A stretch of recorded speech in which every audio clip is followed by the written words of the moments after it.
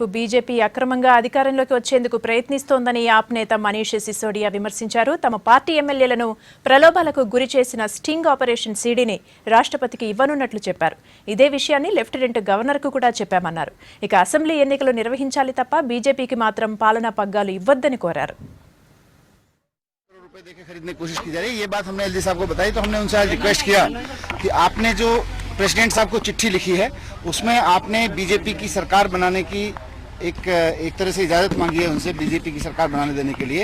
हमने एलजी साहब को कहा है कि ये रिक्वेस्ट अब बदल दें, क्योंकि Bharatiya Janata party horse trading करके सरकार बनाने की कोशिश में है।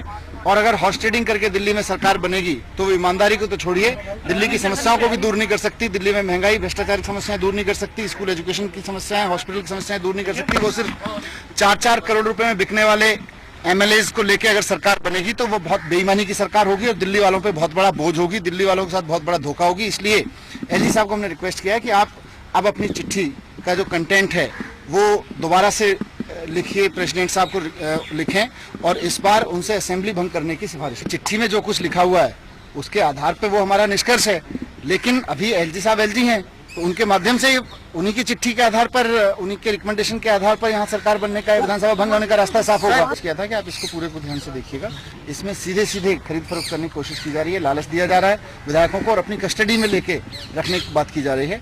तो ही सेट आने वाले समय में इसको राष्ट्रपति महोदय को भी देंगे सीडी की कॉपी, क्योंकि अभी उनकी पहली वाली रिकमेंडेशन भी एलजी साहब की रिकमेंडेशन वही है राष्ट्रपति साहब के पास में।